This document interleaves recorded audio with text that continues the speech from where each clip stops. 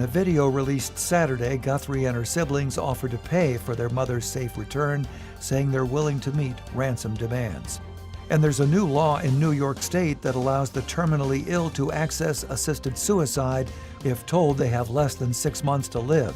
The New York State Catholic Conference, in a December statement, said, "This new law signals our government's abandonment of its most vulnerable citizens, telling people who are sick or disabled that suicide in their case is not only acceptable, but encouraged by our elected leaders." For more news with a Catholic perspective, visit EWTNnews.com. Women of Grace with Johnnette Williams starts now.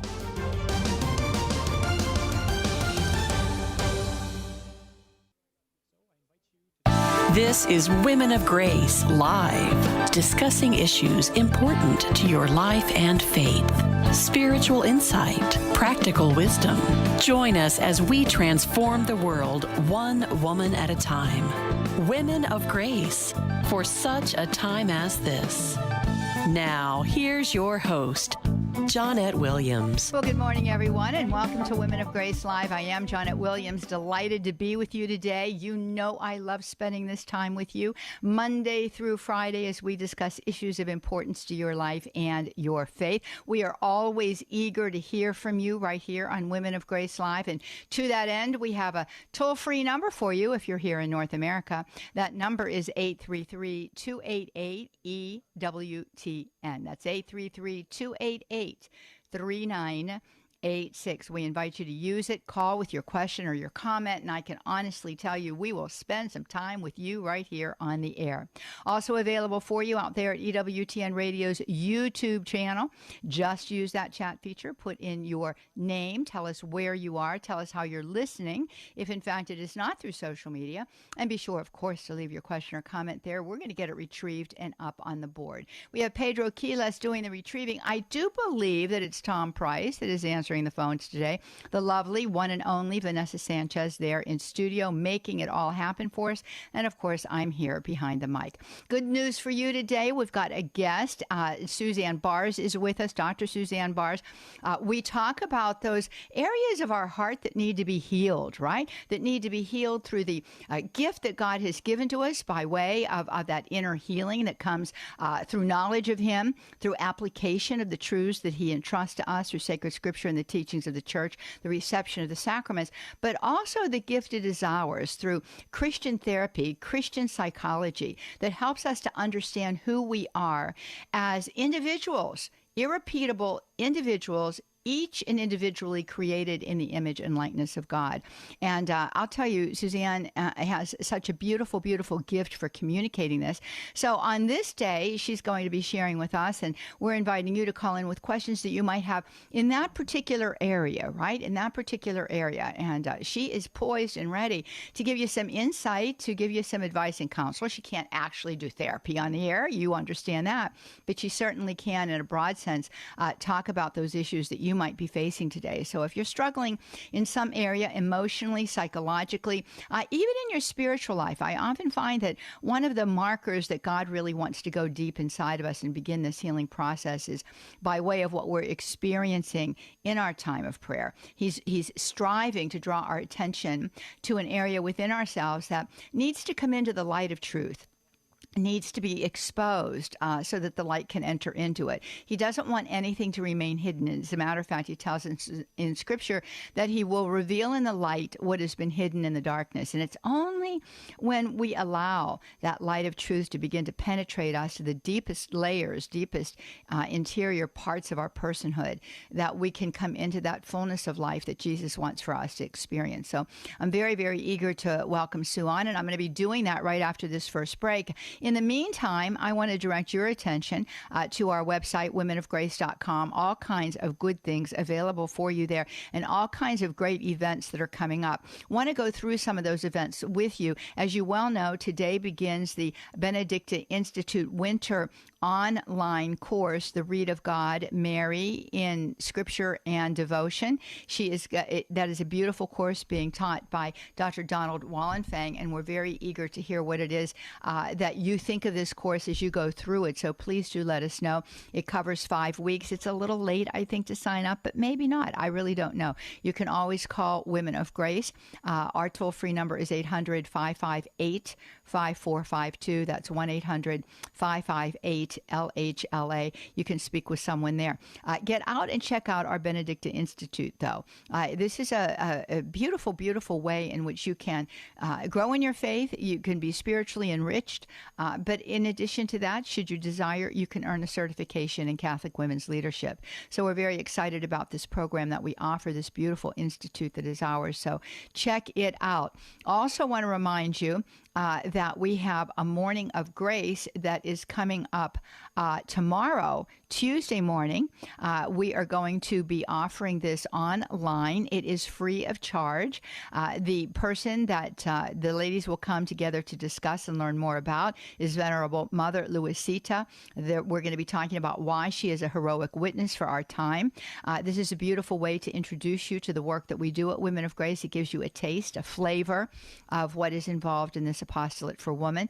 And this is just a beautiful, beautiful woman who is on her way to being named a saint, right? She's hurdled that first step, which is servant of God. She's in this second step, venerable, praying for a miracle which would elevate her to, blessed, and then onwards to full canonization. Beautiful Carmelite who lived right there during those Cristeros Wars in Mexico, but she has spiritual daughters in the United States. I know some of whom are in California there. All that being said, we want you to join us. That is tomorrow morning, and that is going to take place from 10:30 a.m. Eastern Time until 12 noon. And then it will be offered again Thursday evening, February the 12th. For those of you that cannot make a morning session, this will be from 7 p.m. Eastern to 8:30 p.m. Again, free. Get out there. Check it out. It is on our website and available to you. I also wanted to let you know and remind you about the fact that our book study is coming up. Sue Brinkman leads our book studies. Journey to Joy, Reflections on the Seven Sorrows of the Blessed Virgin Mary is the book. We will be exploring that. It is a beautiful, beautiful book. Had the opportunity actually to interview the author some time ago. It is written by Father Daniel Brandenburg, and as I say, it's just an absolutely lovely book, perfect for the Lenten season. This is going to take you through the Lenten season, and it begins on Monday, February the 23rd, and runs until April the 6th. That information available for you at our website. And don't forget that I am going to be in Fall River, Massachusetts. Very eager to be with all of you there at St. Anthony of the Desert Catholic Church, March the 7th, which is a Saturday. It is a one-day retreat during the Lenten season for women. Gentlemen would love to welcome you, but here you got to be a woman to come, and we're eager for that. It gives us an opportunity to really explore, I think, a marvelous, marvelous, lovely, and beautiful theme. We're going to be walking with Our Lady on the way of the cross, and that is the theme. So join us there. Come from far, come from wide, come from near. If you were in the Fall River, Massachusetts area, obviously easy breezy for you, but not far away from some of the other states that are there in New England. And should you decide that you want to journey in from a more distant point, well, you are certainly welcome to come. You can read all about it out there at our website. And then finally, I got to remind you about what's happening in September. I can't wait. We are going to Poland. Yes, we are. We're having a pilgrimage to Poland. Bishop William Walterscheid of the Diocese of Pittsburgh is going to be joining us as our spiritual director. It is going to be an absolutely exquisite time. I cannot wait. Obviously, we're going to visit all of the typical places you would expect. We're going to find out all about St. John Paul II. We're going to visit his home area. We're going to visit Krakow. We're going to be exploring St. Faustina. So beautiful, so wonderful. Divine Mercy will be all with us there. And then, of course, St. Maximilian Kolbe, as well as St. Edith Stein, St. Teresa Benedicta of the Cross, one of my favorite saints. So we're hoping that you can join us for the pilgrimage. Read about it at our website. We're going with 206 Tours. Join us for that just beautiful, beautiful spiritual opportunity. When we come back, Sue Brinkman is Sue Bars is with us, so stay with us. This is Mike and Alicia Hernan with a Messy Family Minute. For years, we felt like bad Catholics because with our young family, we didn't have enough energy to cooperate in our parish campaigns to do works of mercy in our community. Then the realization came, the works of mercy can be practiced in the home. As a matter of fact, they should be first practiced at home. What do parents do every day? Clothe the naked, give food to the hungry, give drink to the thirsty, shelter the homeless. Maybe even visit the imprisoned when you send them to their rooms. Think about it. There is no one you see every day who needs you more than your children. Your kids have nothing except what you give them. They are dependent upon you for their physical survival, but also for their emotional, psychological, and spiritual health. Begin by showing mercy within your home and allow it to be a means of transformation for you. You can take the ordinary work of your life and transform it into a means of extraordinary grace. For more encouragement and resources, visit us at messyfamilyminute.org. Bringing hope and clarity to the issues impacting your life in 2026. EWTN's National Catholic Register provides award-winning journalism from the Vatican, Washington, D.C., and the world that goes beyond secular news. We bring truth and light to topics like religious liberty, the sanctity of human life, marriage, and all things related to the Catholic faith that affect you and your family's future. There's never been a more important time than right now to join Catholics who depend on the Register to stay informed. Take advantage of our special offer. Subscribe to the Register today at the discounted price of $32.50 for 1 year, receiving 26 issues. Visit ncregister.com/radio or call 800-421-3230 and mention code radio. The National Catholic Register. Read faithfully. Join in on the conversation. The Women of Grace phone lines are open. 1-833-288-EWTN, 1-833-288-3986. Well, welcome back, everybody. You're listening to Women of Grace Live. I'm Johnnette Williams. So very happy to be with you on this Monday in the Lord and eager to hear from you. Let me give you our toll-free number. If you're in North America, please use it. It's 833-288-EWTN. That's 833-288-3986. That's the way that you can join us live here on Women of Grace Live, where we do love having holy conversation with you. We're also available for you out there at EWTN Radio's YouTube channel. Simply use the chat feature there. Do tell us who you are, where you are, and how you're listening. If it's not through social media, leave your question or comment. Pedro Quiles will collect your question and put it up on the board. We'll be able to address it. Additional to that, we wanted you to know that Tom Price is answering our phones today, and the lovely and wonderful Vanessa Sanchez is right there in studio. Well, today we have a special guest, and she's with us every month, and I'm delighted to be able to have her with us every month. She is someone that I've known for a number of years, probably going back, I don't know, at least 20 years, maybe even longer than that. I think it must be at least that, Sue. Sue Bars is with us. Yeah. She is a licensed professional counselor and a marriage and family therapist. She is in Irving, Texas, which is where her practice is. She works with a team of therapists there. Her counseling center is called In His Image Counseling Center, which is just absolutely beautiful. And she's been involved in this field of counseling since 1986. She is the author of some books, a number of books, and you can get out to her website. It's Bars Institute, BAARS Institute, all one word, BAARSinstitute.com, and you can avail yourselves of the wonderful, wonderful materials and resources that she's got available for you there. And today we're going to be talking about some of those, really deep-seated wounds that come by way of the mother wound and the father wound. And this is absolutely essential because sometimes we act out of those wounds and we don't even realize we've got them. So, Sue, welcome. It's so good to have you with us. Thank you so much, Johnnette. I always love being with you every month. It's such a pleasure. Well, thank you so much. You've done so much through the years, and, I've learned so much from you. I've learned so much from you by way of your dad's work. And really and truly, I just have to share with everybody that you have been a large part of my own process of healing and restoration.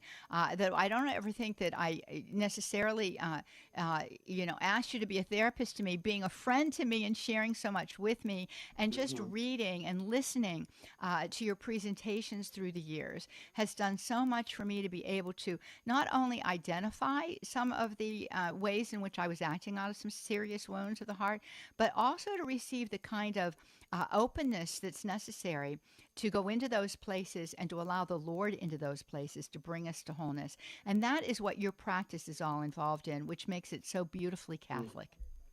Yeah, well, thank you so much for saying that. I think so many of the things that I've shared over the years with you, with your viewers, and with other people just has the reason why I went into this whole field in the first place many, many years ago was number one, I felt the Lord calling me, but I really thought that this work, which really is based on my father's work, Conrad Bars, and his colleague, Dr. Anna Tarua, they were Catholic psychiatrists, and they talked about affirmation and affirming love and receptivity. And I have seen so much, just as you're saying, of how it helps people in conversation and in relationships to heal and to talk about the wounds that they've had, to identify them first, and then to really find that there is a way to begin to forgive eventually, not necessarily immediately, but eventually after the person has been able to identify things, and to really receive God's love through the love of other people. And so it's very gratifying to hear that that's been a part of your own healing. And I think for me also, just learning about it and over the years, and just learning, like, what does it mean to affirm? What does it mean to be open emotionally, has really helped me to grow as a person as well. And there's always room for more growth, I think. Yeah, absolutely. And, it's interesting because not too long ago, I was talking with a friend and she was really sharing deeply from her heart with me. And oftentimes, I have to tell you, Suzanne, that here on the air, I have people that call and they share deeply from their heart. And Yes. I'm very quick to tell them, and all of you know that I tell you this, I'm not a therapist and I'm not a theologian, but anything that I give them comes from a lot of my own experience in working through situations and circumstances from my past, and dysfunctions that were very formative in my early life for all kinds of different reasons. And so the benefit that we have as we enter into this process is that we can be of assistance to others as well. Now, you do this in a very professional way, and we absolutely need that. But even in learning how to be freed up from these, we find that we're a better friend. We're a better sister or brother. We're a mom or dad. We're a better aunt. Or uncle. We're a better employee. Because Yes. obviously all of this affects everything about us. No, I think that's exactly right. That's a wonderful point because it's not, and I often say this to people, it's not that everything has to be about therapy or a therapeutic relationship. This is when we talk about affirming love and affectivity and receptivity, we're really talking about how to live. I really Yes. think it's how to live the Christian life. Or, I mean, even if other people from other faiths learn about it, it is a really wonderful way to have interactions with people because it begins by really living out the idea that every person is a gift, that we learn how to receive them as a gift just by being open and being receptive to them in conversation. And really, I think sort of my way of thinking of it is taking a step back if there's a lot of thoughts coming about what I can do to help them. And none Hmm. of that is a bad thing, but it's like it can precede the interaction that needs to be there, which is just a way of saying, I'm here, I'm interested in what's going on with you. Tell me how that is for you. And so those might sound like therapeutic phrases, but those are actually words of love Hmm. and words of friendship, words of that can be said in the family. And so it's more slowing down to think about how can I receive, like maybe ask specific questions, but then how can I really learn how to listen? I Yes. remember when I was a young therapist, um, one time somebody said something like, you're such a good listener. And it was so early in my career, I was just incensed because I thought, well, I have so much to share. And what about the things that I say? And then later on, I thought, that was such a compliment, that it is really an art to learn how to listen to people so that it's accurate and that you can express empathy for them. Because I notice in my own life, for myself as well as others in conversation, sometimes we say things, we share things, and people don't hear that, or they hear it and then they immediately go on to something else. And it's Hmm. sort of, sometimes it hurts, right? Yes. It's more like, well, why don't you ask me what it was like for me, or if that was scary, or if that hurt, or how exciting that was. It's more like they're off to share something on their own, and I do that myself. I think we sort of go very fast sometimes in our interactions, but I think when we learn to slow down and really receive and listen and hear what the other person is feeling, what they're thinking, what happened to them, and we're asking questions about that, or we're just repeating it back, like, well, so you had a great day, or you had a bad day. It makes a big difference. And these are simple things that anybody can learn. It reminds me of something. I was thinking about this, see what you think. And I think that this fits into everything that you're saying here. Oftentimes, when someone is really scathed by past experience and they're kind of going through a rough time, Mhm. oftentimes what they'll do in a conversation, at least I think that I've seen this happen, and you can tell me if you think that this is accurate, but they're putting out little leaders, you know, they're putting out little things Mhm. to kind of test to see if you're open to a deeper sharing. Yeah. They don't want to come out with Yeah. the whole kit and caboodle all at one time, that they want to make Yes. sure that they're Yeah. in a safe place, because sometimes they've really not been in a safe place. That's right. Yeah. And I think if we can hear that, or even I found that even if maybe you're responding in a way that you suddenly realize, wait a minute, I missed something, or I need to go Hmm. back. There's no rule that says you can't go back and immediately say, or in a while say, I really think I missed what you were saying. And as I think about it, what you were just telling me, or what you told me yesterday, that I really want to go back and ask you this, or Hmm. it sounded like you were feeling this way. And I think if we can do that, that's what most of us are looking for, or people that have really been wounded in some way in their past, and they've been carrying that, and if they begin to talk about it. If we can just pick up on that and really, that's the accurate listening, like to be able, if maybe the bottom line is, if we that we can take away from this conversation is, can I repeat back basically what the person has told me? Mm. Just, I don't have to repeat every detail, but could I repeat back what this person told me accurately? Would they be able to say, yes, you heard me? Hmm. Because I've heard many people, and I've sort of noticed in the last, I don't know, maybe 5 to 10 years, Jeanette, more and more, I hear people who are coming to me in therapy say, and it's not necessarily just about me, they're talking about other relationships, but they're saying what is helpful to them is that they feel heard, they feel seen, they feel known, understood, accepted, received. They actually, many people use those words. And Hmm. what I sort of hear in that is, they've not had that before. It's a Yeah. new experience. And I Yeah. think a lot of times we therapists have been trained to overlook the simplicity of just being receptive and listening, learning to listen very accurately with empathy, because we're trying to fix something. And I think Yeah. what we all feel like when somebody's trying to fix our problem or fix us, it's like, that's not what I need right now. I might need it in a minute or next tomorrow, but I don't need that initially. Yeah.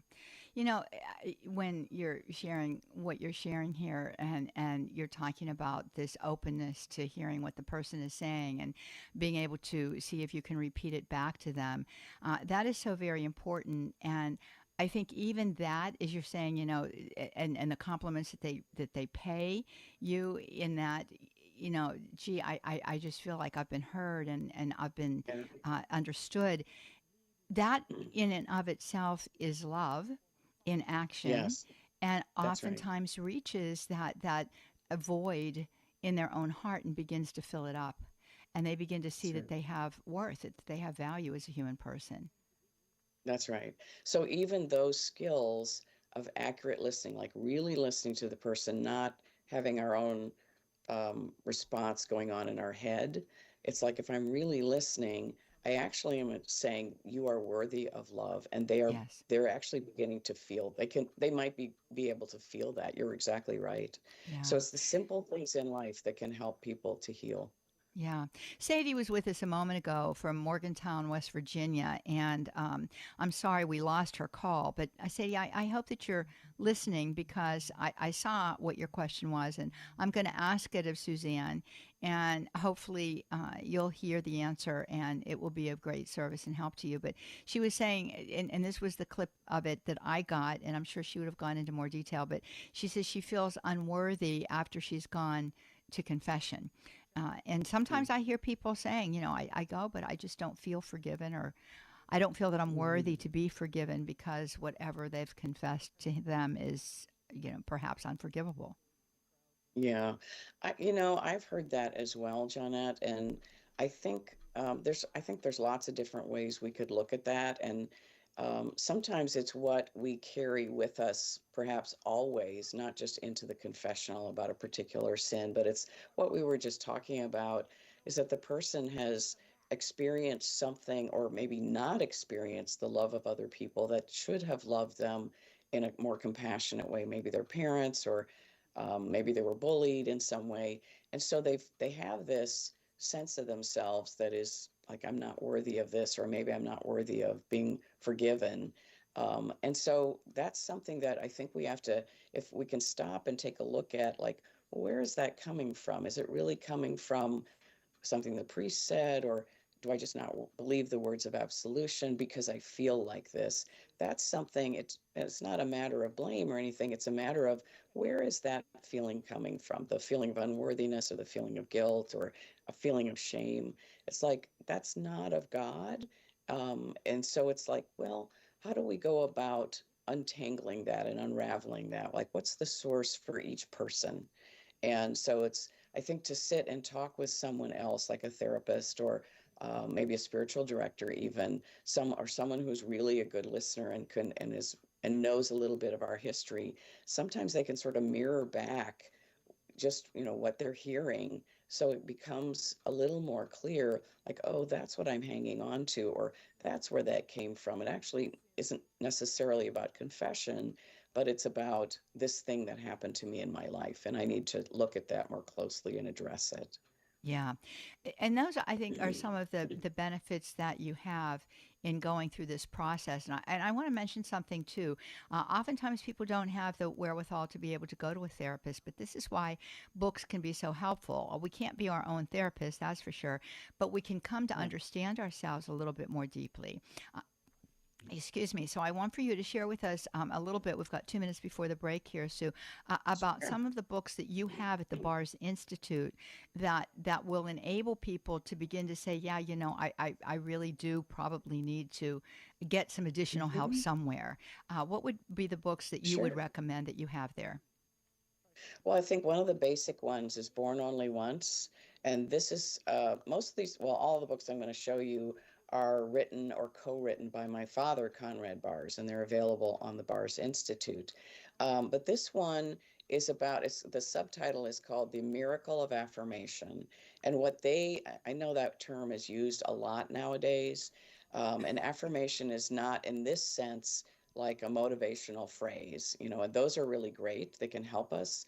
But and it's not what we oftentimes hear about, the gender affirming therapy. That came long after my father developed this concept, and with his colleague. And affirmation is really a way of being present to another person and receiving them through our very feelings. So it's very briefly, it's a 3-step process of being present and attentive and open to another person. So it's like, I can approach someone and be very closed. Yes. So the second, as I get to know them, the second step is, if those feelings arise, I allow myself to be moved with liking or delight, or love for the person, care, compassion for the person. And then the third step is, Can we hold the third step till we come back from the break? Definitely. Did I already use up 2 minutes? Okay. You did. We're going to be right back, friends. More with Suzanne Bars on the other side of the break. 833-288-EWTN. Give us a call. We'll be right back. Stay tuned.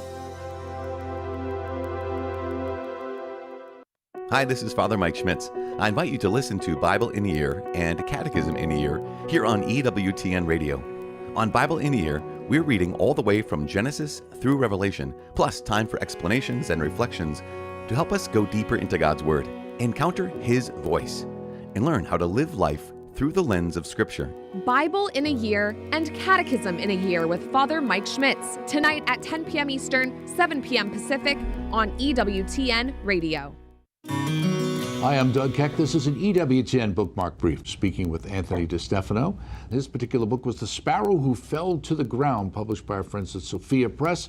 The Sparrow Who Fell to the Ground. What was the idea behind this? Well, Doug, this book is based on a little parable Jesus told in Matthew 10, that not even a tiny sparrow falls to the ground outside his Father's care. And so it's about a little sparrow born with a broken wing who lives in a frightening, dark, rainy place called the Valley of Tears. And he keeps trying to fly out. And at the end, the sparrow finally escapes the valley and meets a young carpenter boy in a beautiful garden who heals him using a splint shaped like a cross. And that's the heart of the story. God sees you. He loves you. Even the things that feel like failures are sometimes leading you somewhere beautiful. God has the ability to bring good out of even the most painful situations. Thank you so much, Anthony DiStefano. The book is The Sparrow Who Fell to the Ground. This has been a Bookmark Brief. We appreciate you stopping by. During Lent, we both fast and abstain, preparing our bodies, our minds, and our souls for the glory of Easter. Discover delicious recipes at missions.ewtn.com/Fish on Friday. Matt Swaim here. Tomorrow on the Sunrise Morning Show, we'll reflect on a selection from the Office of Readings with Chris McGregor, plus news, weather, sports, and more. Now back to Women of Grace with Johnnette Williams. Join in on the conversation. The Women of Grace phone lines are open. 1-833-288-EWTN, 1-833-288-3986. Well, welcome back, everybody. You are listening to Women of Grace Live. I am Johnnette Williams. So happy to be with you today right here on EWTN Radio, brought to you by so many good affiliates and available to you through various kinds of social media opportunities, one of which is EWTN Radio's YouTube channel. And I know that lots of you watch out there because I hear from you when you're watching out there, and I so enjoy that and want to encourage you to do so. Also want to let you know that you can join us here through a phone call. 833-288-EWTN is the way that you can join us today. That's 833-288-3986. It's toll free for you. Also available again at that YouTube opportunity. Just go out to EWTN Radio's YouTube channel, use the chat feature, put in your question or comment. Do tell us who you are, where you are, how you're listening if it's not through social media, and we'll get your question collected and up on the board. Pedro Quiles doing that. Tom Price today answering the phones for us. Vanessa Sanchez in studio making it all happen. I'm here behind the mic, and with me from Texas is our guest today, Suzanne Bars. Dr. Suzanne Bars is with us once a month. We talk about the various ways in which we need to be open and receptive to the healing love of God, sometimes coming by way of therapy, oftentimes by way of spiritual direction, but certainly in our prayer time as well. And Suzanne is a licensed psychologist. She's helped so many people through the years, including myself in marvelous ways. And she has a beautiful, beautiful counseling center in Irving, Texas, in His Image Counseling Center there for you, and a lovely website that offers you all kinds of valuable and helpful resources. You can find it at this address, Bars, B as in boy, A, double A there, BAARS, Institute.com, barsinstitute.com. You'll see all of the marvelous books. And prior to the break, Sue is taking us through some of those books because sometimes, we should have them and read them. We can sit with them and actually take them into our time of prayer and let the healing process begin. And you were telling us about Born Only Once, which is a book written by your dad, who really was a trailblazer in this area of wedding together modern psychiatry and psychology with the teachings of St. Thomas Aquinas. And Born Only Once is the fruit of that endeavor. Yes, and what I was saying is that he identified a three-step process for affirming another person. So it's not so much that you do something to another person or for another person, although that is very good. It's more of how to receive that person by being present. And so it's being open as the first step. The second step is allowing oneself to be moved, because we don't have to do that. And the third step is revealing how I've been moved in my countenance, in my tone of voice, in my choice of words, those kinds of things. And that conveys that I've really been present to the person, because and the person realizes, they actually have feelings for me, because I can see it in their face. I can hear it in how they're talking to me. So that's a really important book that I've had people come up to me after I've talked about that. And one person many years ago said, now I understand what's wrong with me. I've never had that. And so then we look at, what are the kinds of things that will help this person grow?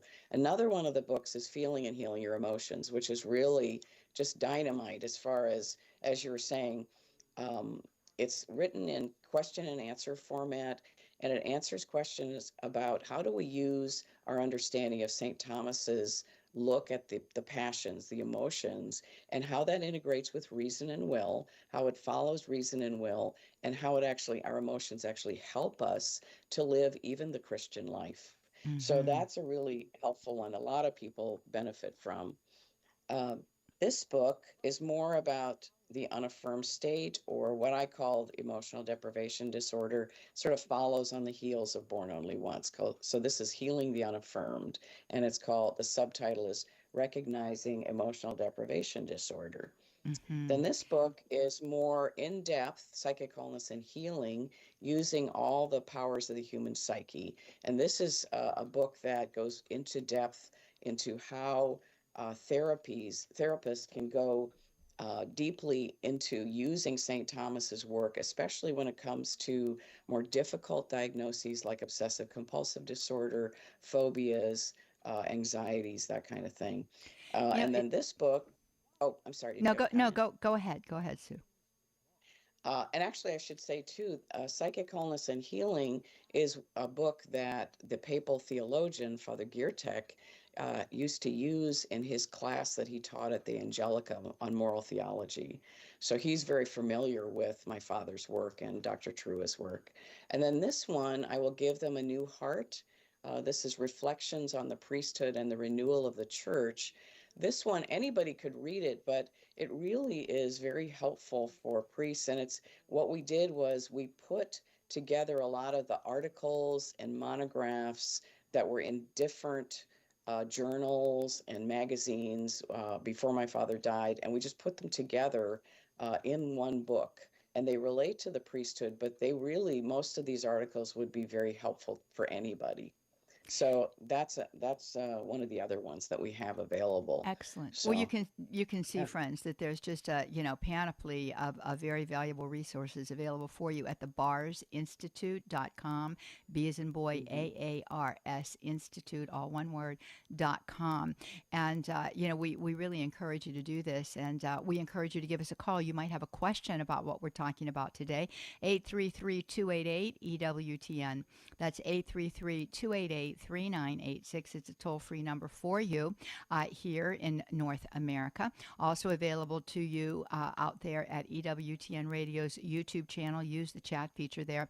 And I want to give you a number if you're outside of North America. It's country code 1-205-271-2985. And if you have a question, you don't want to go on the air, but you'd like to have it answered by Dr. Bars at some point in time when she's with us, just send it to me, and we'll address it. womenofgrace@EWTN.com. That's womenofgrace@EWTN.com.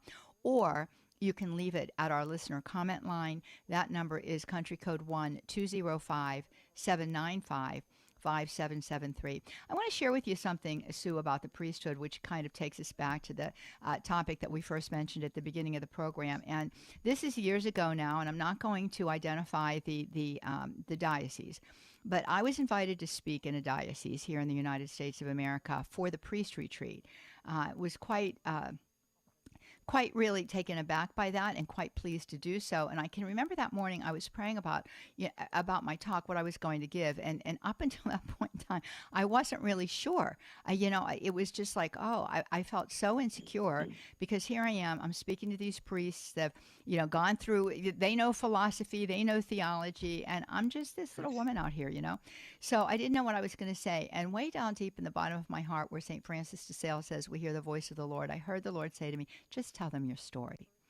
So I stood before them and I told them my story. And I have to tell you that was dramatic. My story led me into healing the wounds of the heart and led me into mother wounds and father wounds. And I was sharing this, I was putting this into the context of my own life in some ways, not in, ways that completely line up with all of that, but in ways that were there, people that I've spoken with, et cetera. And after the retreat was over, we had time for a social hour, and I can't tell you how many of these men came up to me and with tears in their eyes and said, why was this never presented to us? Why did we not hear about any of this in seminary? Let me tell you my story. And these beautiful men of God, the in persona Christi, were revealing their hearts to me about wounds in these areas. And sometimes we think, well, we're the only ones walking around that have experienced, deep traumas in life that have led to, a sadness of heart that we can't even identify. But then somebody speaks truth, and suddenly, it's all there for us. Yeah, that's right. Yeah, I agree with you. And I'm so glad that you listen to the Holy Spirit to tell your story, because sometimes those kinds of things really open up the heart of other people. Yes. And I do think that priests and religious seminarians, certainly, I think are probably these days, with the changes in seminary formation, are probably getting more awareness of having to, the need to look at the wounds that they carry within them, because they're not exempt. And, I think it is unfortunate that probably in the past, formation was probably, maybe it was too much intellectual, and it didn't really include the human formation pillar. And nowadays, I think that's much more available to them, and that they're asked to look at their family of origin.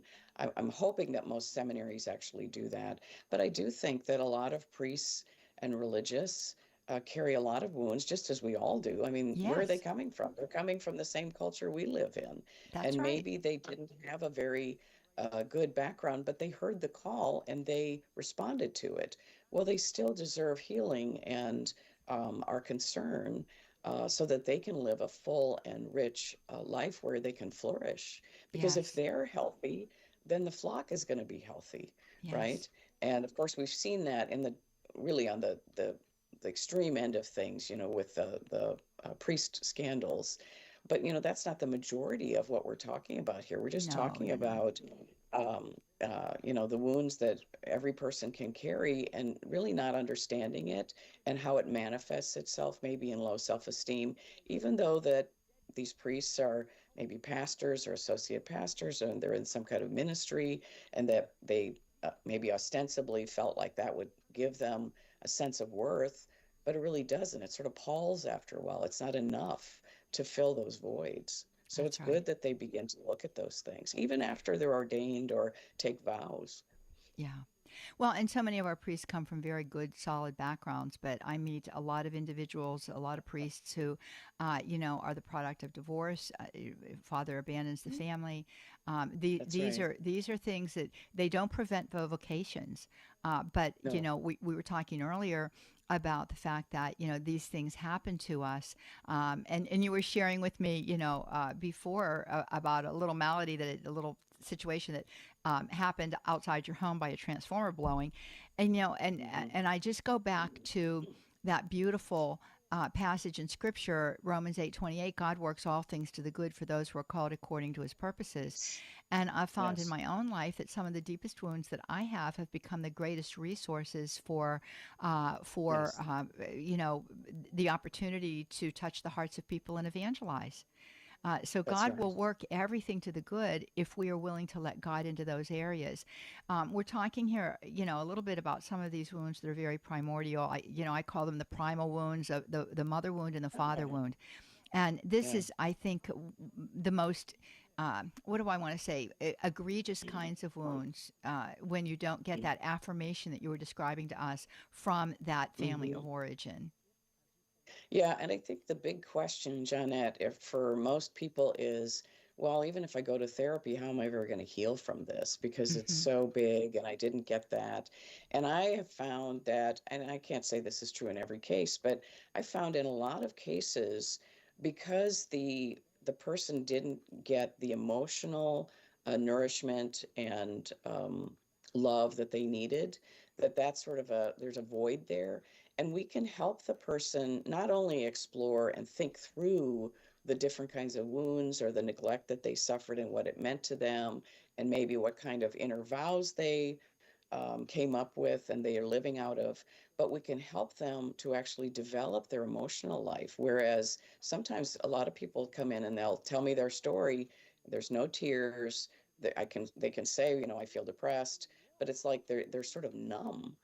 And so what I've found over the years that helps almost everyone, at least in some way, is that we teach them how to live what we call the affirming life, which is to pay attention to what emotions and what feelings arise, especially the ones where people are feeling enjoyment, they're lighter hearted, they're taken up into an activity which is just wonderful, like, playing some kind of music or listening to music, going for a walk just for its own sake, doing things for their own sake, which are enjoyable, which are beautiful, which they experience as good, or they experience the truth of something in like watching a film or reading a book.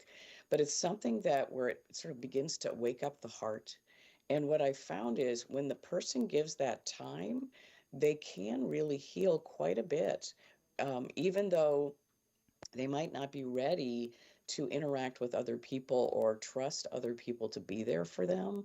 And slowly we want to add to that too. We want to help people, not push them into it at all, but really walk with them, accompany them in a way so that they can learn that there are people that are going to be trustworthy, that will be their friends, that will be perhaps motherly or fatherly in some way. They can never replace their parents in that way that the parents should have been there, but they can have those qualities. And actually, you were mentioning Saint Edith Stein, Teresa Benedicta of the Cross, and she talks about that, the role of women, even in the workplace, and how her maternity, even if she's not a mother herself, her spiritual motherhood can have a wonderful effect, and I think very healing on other people that she meets. Yes. And so that is what I also see as part of my role as being a therapist, but just as being a friend and being someone who I meet other people at church or in various activities, is that might be something that I have to offer them. So I think there's a way for people to heal and to slowly come into a sense of themselves as good, a real feeling sense of themselves as worthwhile and lovable. And I think to myself too, Suzanne, that oftentimes, depending upon the culture in which you were raised, oftentimes we consider that to be very selfish, and we think to ourselves, well, God doesn't really want me to spend my time just enjoying. I've got to be productive. I've got to be producing something. And I think we live in a culture like that, where it goes in two ways. There's either total self-indulgence, or it's this restriction of wanting to, or thinking that it's wrong if we get pleasure out of something. Yeah. And yeah, I think that's true. And that is sort of our culture was founded on the Puritan work ethic. And so there is this sense that I'm supposed to be always productive. But that's not how St. Thomas Aquinas looks at it. And that's actually not a Catholic way of thinking. No. There is obviously that, work can be sanctified, work is good, that we need to work to. I mean, even St. Paul says something like, he who won't work shouldn't eat, and it's sort of like you have to contribute. But there is something where, when God created Adam and Eve, he said, all these other things are good. And then he looked at them and he said, and this is very good. And he wasn't saying that they were really going to contribute to the world and do all these wonderful things. He was really saying, it's just good that you exist. And so what St. Thomas says is that what we look at is that what we say the humane emotions, and St. Thomas calls them the concupiscible passions, when in how he understands that term is not pejorative. It actually means simply that something is pleasurable and good, that we experience it that way.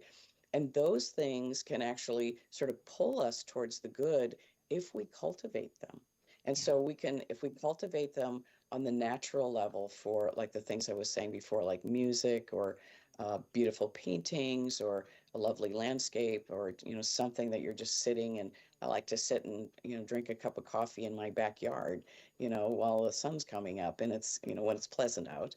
And, those kinds of things, when I cultivate that capacity then is there as I learn about God and as I go to worship God, is that the capacity to love him and to be moved by him, maybe not at every moment, we're not in paradise yet, but when I am moved by the worship that I'm involved in, that's a really wonderful thing. Or when I experience the love of God, of how he loves me in a particular way, it is sort of an awe-inspiring thing.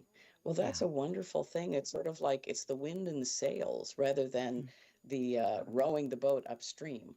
That attitude of productivity is more like that. So we want to get the wind in the sails where the emotions actually help pull us. The desire for God, the desire for the good, the desire to love other people actually is part of the Christian life. So it's like that's sort of the wind in the sails. Reason is the rudder. We're at the rudder saying, I need to go this way, not that way. So reason is there to guide what my emotions are telling me and to determine, should I express them or not express them?